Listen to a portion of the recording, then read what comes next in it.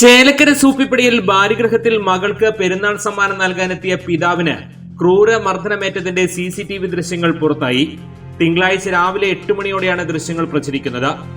കഴിഞ്ഞ ദിവസം സൂപ്പിപ്പടിയിലെ ഭാര്യഗൃഹത്തിലെത്തിയ ചേലക്കോട് സ്വദേശി സുലൈമാൻ എന്ന യുവാവിനാണ് ബന്ധുക്കളിൽ നിന്ന് മർദ്ദനമേറ്റത്. വീട്ടുകാരുമായി കുറച്ചുനാളായി സുലൈമാൻ അകന്ന് താമസിക്കുകയായിരുന്നു. സുലൈമാന്റെ മകൾക്ക് പെരുന്നാൾ വസ്ത്രങ്ങളുമായി എത്തിയപ്പോൾ നടന്ന വാക്കുതർക്കമാണ് സംഭവത്തിനിടയാക്കിയത്.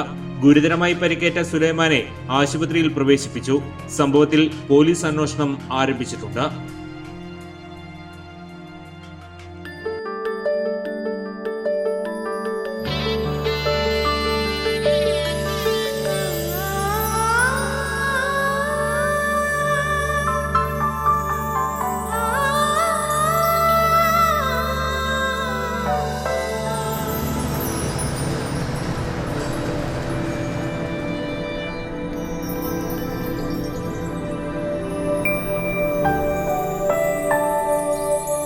നിങ്ങളുടെ അധ്വാനത്തിന് സത്യമുണ്ട്.